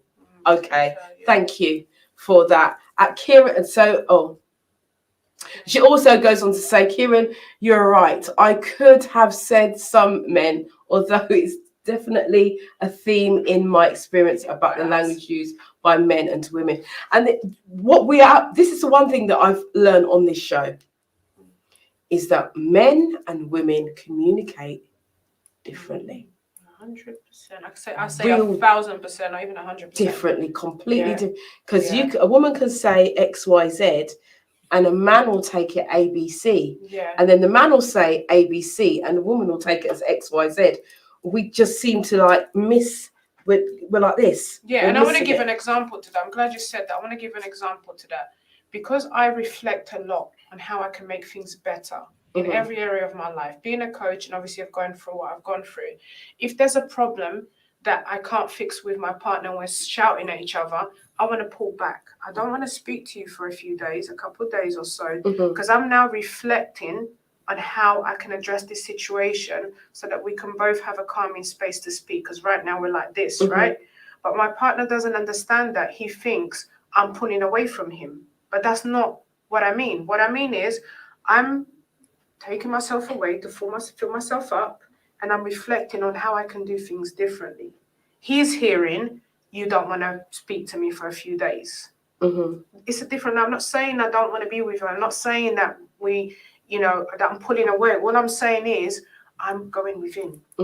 So it's a different language. I'm saying I'm going within. Let me just give myself a few days to just reflect and fill myself up. And then when we're both calm, we can talk. He's hearing, you're pushing me away. Okay. So there's that. We do speak very different languages. Or the other example is there's an issue. Two people, and this happens to a lot of women in relationships. They call it man go to their cave, right? Man cave. They've had an issue. The man goes quiet completely. Or sometimes there's no issue at all. It's just he's got his own things going on, finances, job, or whatever it is. He goes into his man cave, and straight away women think it's because something's wrong. They've done something. But no, he's dealing with himself. He's going within. Let him go within. Give him his time. Just like a man should give his woman a time to reflect and do her self-love thing, because then they can come back better and stronger together. Because right now they're going to be like this. So yeah, we do communicate differently, but it's about being able to explain to each other and hearing when I'm saying, I just need time to fill myself up before I can then talk to you. Because right now, none of us know how to fix this problem. We're going like this. So it's about being able to sit down with your partner and say, right, this is why I behave like this. This is why I do this. And I just want you to understand and give me the space. Absolutely. It's about conversation, isn't it? You have to be able to conversate with each other, and you have to know each other. That could take a bit of time, but after a while, you're kind of like, well, this is the person that you're with. I mean, you know, my grandmother used to say, and I've heard many older, mature people say Simeon, come live with me is two different things, right? Yep. I've heard this all the time. Yes, Simeon, come live with me. Let me translate. See me and seeing me and living with me is two different things. I have to kind of break it down because not everybody would understand the lingo or the accent.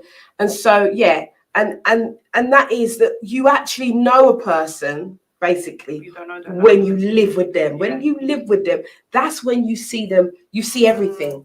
Because a person can only pretend for so long. They're going to show you who they are. When people first meet, you meet the representative of the person. They're always on their best behavior in most case scenarios.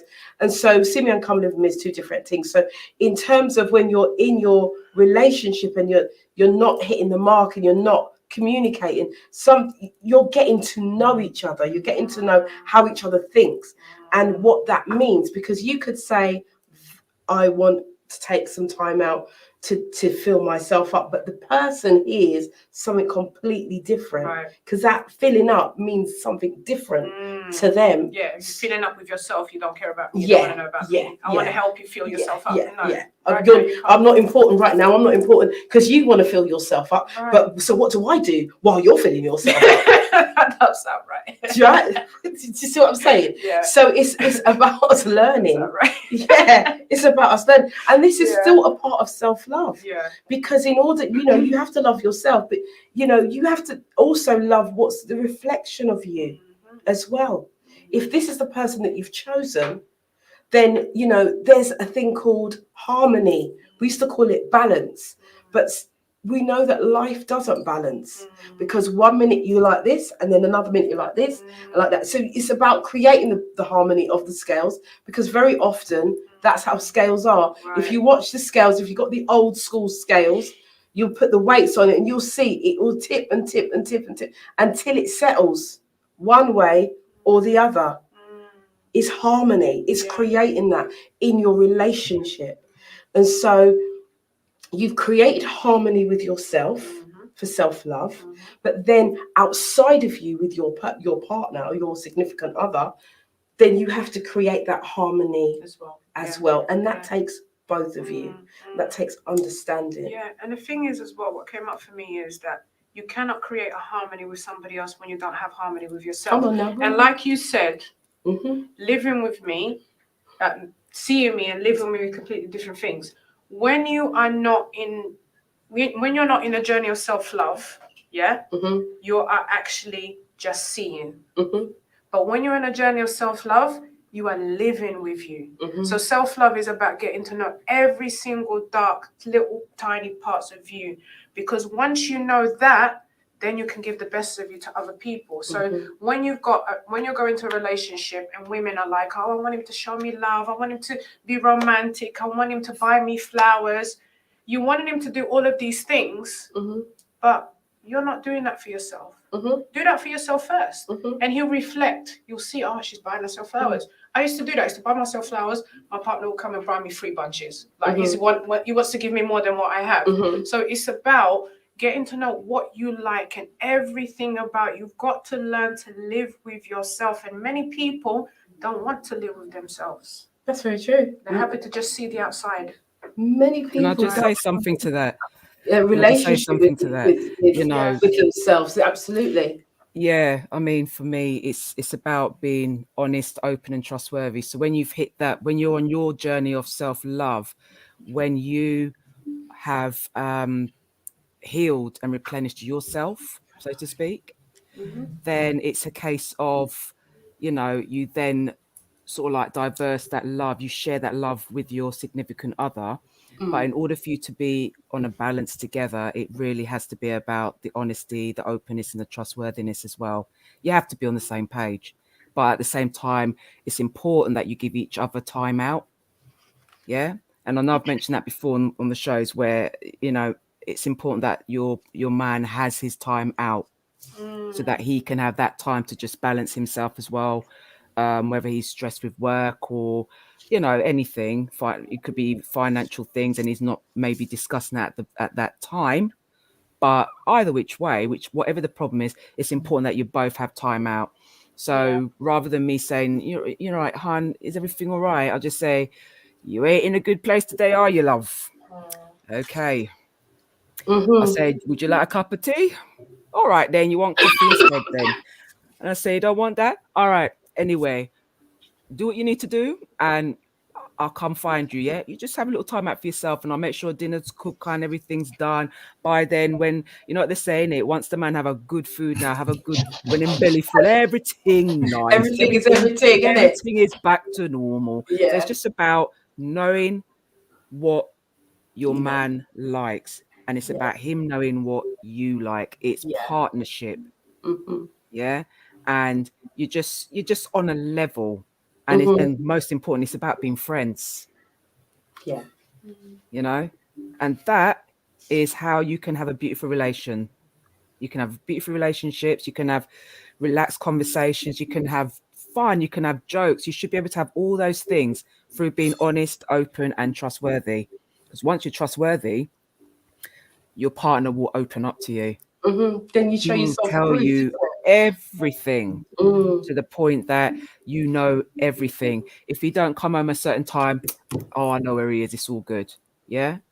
The trust is there as well, right? So you know, sometime my one could be coming in 7 o'clock, but I know where he is. No harm done, you know.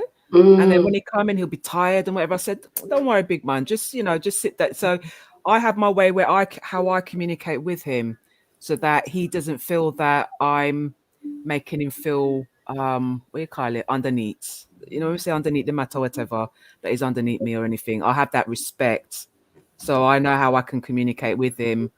You know, and that was something that we had to build over years because it is not a quick thing.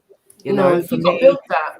you build that. You know, even after 3 years, you still don't really know the ins and out.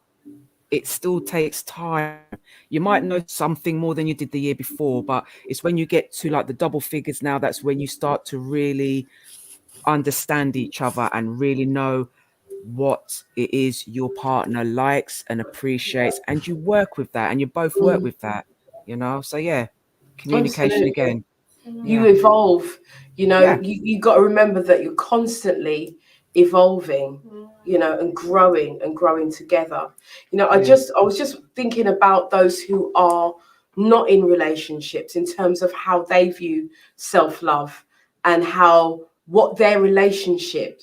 So my question to the listeners is, what is your relationship with yourself? If you are single or not, what is your relationship with yourself? What does it look like? How does it feel to you? What are the types of things that you do for you? You know, do you do anything for you? And I don't mean, you know, because a lot of people think, self-care is, I'll go and get my nails done and I'll go. It's in the external, but what's going on in the inner? Because a lot of people are in pain. And I went through pain last week. Pay attention inward now. Right. PAIN. Yeah. Pay attention inward now. Something that Elania Van Sant has mentioned for many, many years. Yeah. Pay attention inward now. Yeah.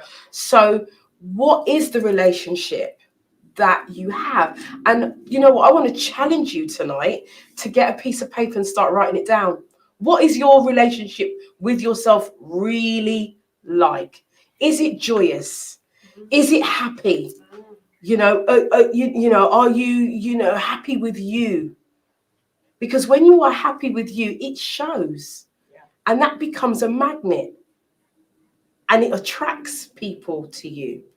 I'm just saying.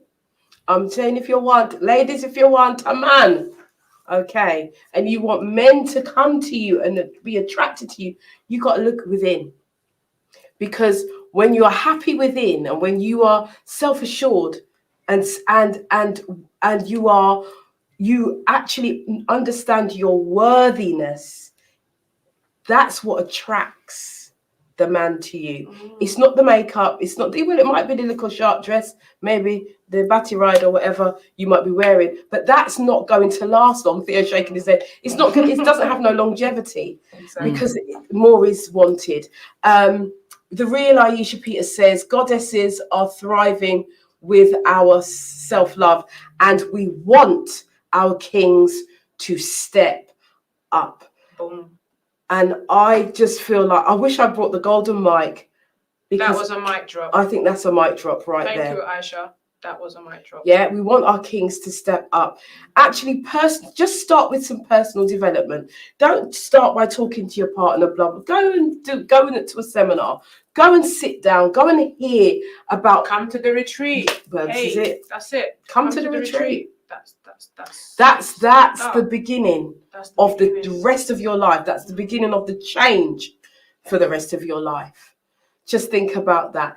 Neusa's going to read a poem. I'm going to let you pick searching or love. Can I say something before? You can while I'm thinking searching. The thing with men and seminars and all those is being vulnerable and being judged and seen weak. Yeah. And I know Kieran was saying about men, but this is all men. This isn't. I'm gonna generalize. This is all men. Before they find themselves and get into that, this is how men start off with. They don't want to be vulnerable. They don't want to be seen weak. They don't want to seem soft and all that stuff. So them going to retreats and stuff like that, it requires them to show that they're vulnerable. That's trying to say that we have something wrong with me or this and all that that goes on with them. That's what goes in a man's mind. So men find it, even we put a men's group, men don't want to come to those unless they kind of like dragged by their friend because it's like, I'm going to have to express myself and then people are going to look at me and think, oh, I'm weak and that. But once they've gotten past that hurdle, then they will go to many more. It's just the initial step into the water or just dipping their toe in, because it's the fear of being vulnerable. And I say to men, there's no fear of being vulnerable. It's just, remember, it's about benefiting you as a man. As a man, for you to be a better man, because if you're not liking where you are now personally, because when you're at home as a man, you're sitting down by yourself and you're going through what goes through in your head and you want to change it. And you've tried everything. You've gone to the gym, you've done all that, but you haven't changed anything. You're going to have to take that step. So forget the vulnerability. Forget about your friends laughing at you and all these negative stuff, whatever nonsense that other guys say to each other. Think about yourself as a man. Just think about yourself. At the end of the day, it's you living. You're living with yourself. You're not living with your friend.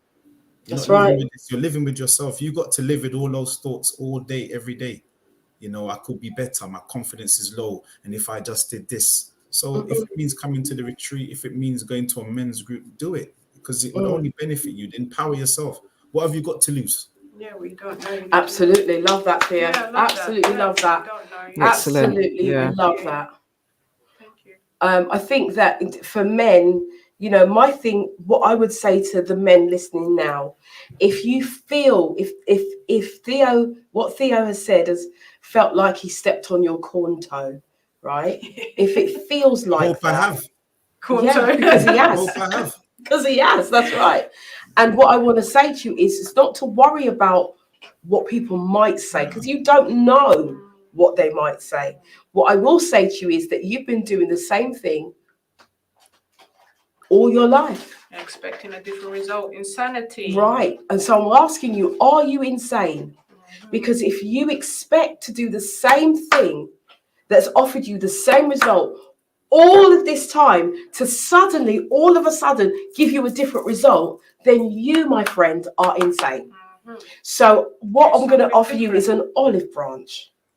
And I'm going to say to you, come to the retreat. Actually, there is a gentleman who has recently booked, and I asked him why. What was it that made him book?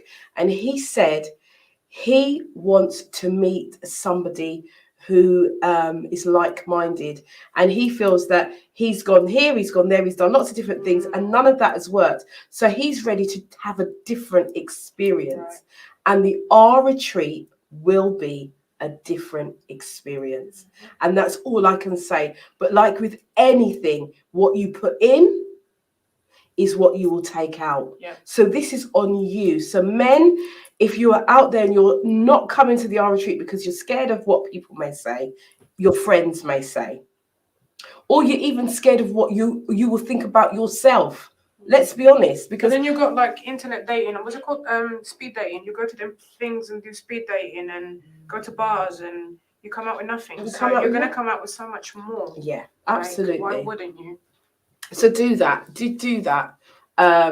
Okay. So we've got another message from Kieran. Here we go. Developing self-awareness is so vital to understanding your triggers, behavior responses, and emotional needs, and to develop awareness to let yourself be vulnerable. Absolutely. But also what is vital is understanding your partner's triggers, their behavior responses, and emotional needs, and having empathy and love towards both your internal worlds. Absolutely. Thank you for that comment, Kieran. Thank you very, very much. I can see another comment just above that from the real Aisha says, part of my self-love care is to go to the spa, go to dinner, take myself out on a date, which I did the other day. Do something special for myself once a month. Absolutely. That's what I was gonna say. The question I had is, do you meet with yourself? Do you have a meeting with yourself?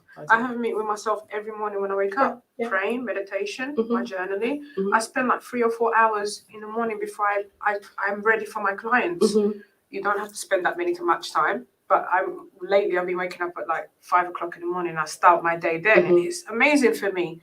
But you can find 1 hour of your day or half an hour of your day to just spend time with yourself.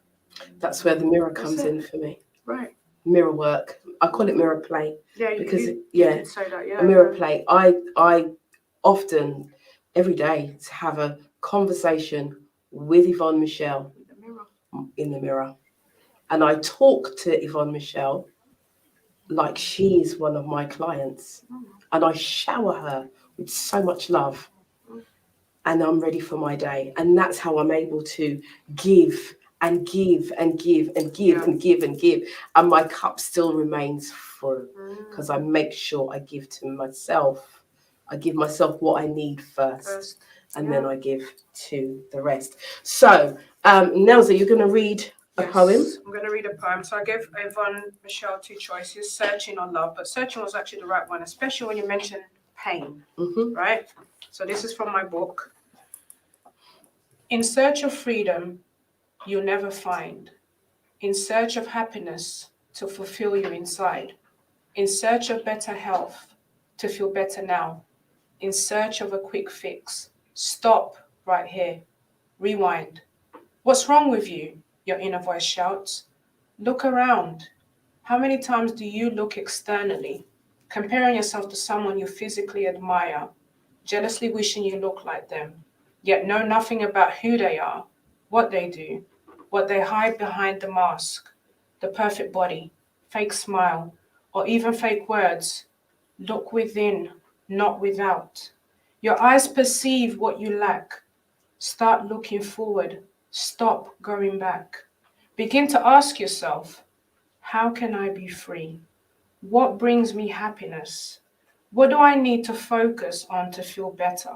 What small steps can I take to get me from here to there? Then begin where you are. Thank yourself for getting this far. Discover who you are.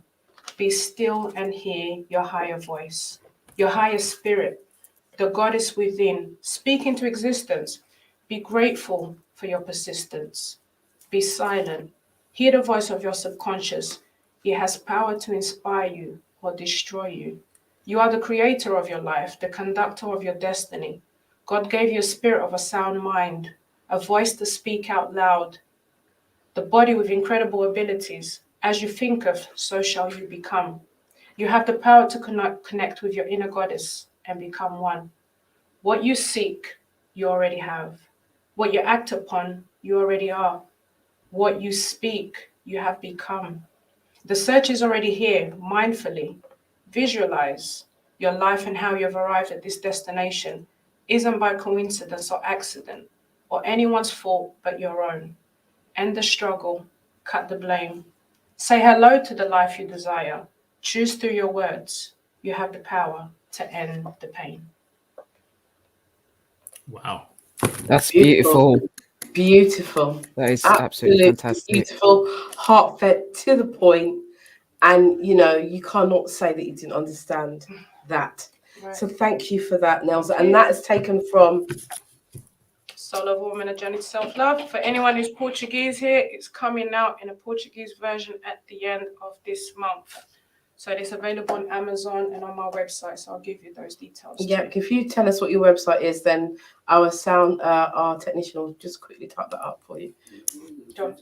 Free to Embrace Me with a number 2.vipmembervault.com. Okay. Okay. So it's a bit longer than what I expected. I was like, should I tell you now or should I write it down? So what we'll do you can find me anywhere on Facebook. We'll put it in the chat. If somebody can put that in the chat, that would be really, really helpful. So Brian Bailey, because we're actually at the end of the show, we've got 5 minutes. Brian Bailey says, I'd say outstanding of the love languages concept is a powerful thing. Self-love is standard for many, but not all. Important to understand and detect that with those who are close to you, whatever they are in my view. Right, okay. Kieran says, lovely, powerful and emotive poem. Really enjoyed. Thank you. And Michelle has got the hand clapping. Fantastic. Brilliant. So we are nearly at the end of the show. 2 hours goes quick, right? I know, it does. It goes really quickly. If you are interested in buying a book from Neusa will be at the retreat, and she will have books there, so you can purchase your books from her, and she may even sign a copy for you. You never know. Yeah. Right. So if you would like to come to the retreat, the details we should have had those up earlier. Really, I should have said, I forgot. If we could put my email address, info@yvonnemichelle.com. Email me at no, it's not there. Email me at info@yvonnemichelle.com. And we will have the link up for you next week. Time is of the essence, people. Once the spaces are gone, they're gone. So don't be the last minute wonder. Yeah, don't do that to yourself. If you go onto you can use that one if you go onto the website. If you go onto the website, yvonnemichelle.com, you will see on the hyperlink, you'll just see the retreat up there, nice and bold for you. Just click the retreat and all the information is there. So that's fine. You can do that. And if you want any more information, it's info@yvonnemichelle.com. It's always Yvonne Michelle, and Michelle always has 1 L, not 2. Otherwise, it will not come to me. So I just want to thank Neusa for being here. Thank you. It's been a pleasure. And you will come back. She's already said it. Yeah, you will come back. I want to thank you all for joining us here tonight. We will be joined here next week. We've got Sharon Calix coming next week. We'll be talking about dating. So those of you who are dating, it will be a very interesting show for you. We will be talking about dating, and we're going to be looking at how the many ways that we can date, and what tips she can give us to be more effective in our dating life. So that's going to be a really interesting show. So that's next week, Tuesday. That's with Sharon Calix. And so again, I want to just thank you for being here with us. Those of you who are on Facebook, those of you on MediaNet Live TV, those of you who are on YouTube, I want to thank you for being here another week. And remember, go and buy your ticket. Go get your ticket so you can come and sit down and enjoy and actually meet us. Yeah. Do you remember we met that for the first time last week? Yeah, right? we did 2 weeks ago. Yeah. We met for the first time and we were chatting. I went to her house. We were chatting. We've known each other for 2 years online. Online, right? for 2 years online. We were chatting. And then all of a sudden I went, so we were dating online, weren't we? We were dating online. And then she turned up on my door 2 weeks ago. And I said, we're chatting. And I went, this is the first time we've met in and then I went to her, I said to her, you're shorter than I thought. And she goes to me, so are you. You're short too. I was like, okay. So come and meet us. come and meet us. Yeah. Come Get some and, real hugs. yeah, get some real hugs. Come and meet us. Come and, let's just love on each other at the retreat. It's a wonderful venue and there's lots to do there. And also, just to say, when you book your ticket, you don't need to buy lunch because lunch is included in your ticket. All right. So taking care of lunch. You're in the City of London. Taking care of lunch. We're going to have lunch together with the speakers. So you can actually get to speak to them on a 1-to-1 for free. You don't get to do that. So book your ticket. Men, don't let nothing stop you. You want to come? If you want to meet me, I'm single. If you want to meet me, come. There's going to be lots of single women there. Oh, yes. So if you want to find a nice, decent, respectable young lady with goodness and mercy all over her. Hey! And you're doing it in a work as well. Yeah. She's doing it in a work. There you go. Come, You know? because you're going to meet like-minded women who are going to be able to help you to get to the next level too. Because you need to be with somebody, two cannot walk together unless they are agreed and they've got the same kind of mindset. So take my foolish advice and just come to our retreat. You will not regret it. And on that note, Neusa, thank you very much. Thank you very much. It's been amazing. And I'm so looking forward to the retreat. Oh, me too. Me too. Right. So that's it from us tonight. So all I can say is thank you very much for watching. And we'll be back same time, same place between the hours of 9 and 11 next Tuesday for the After Dark show. Ciao, ciao. Ciao. Okay, bye-bye. Bye. Bye. You ready? You got me running, got me running. Shake it, shake it, shake it, shake that.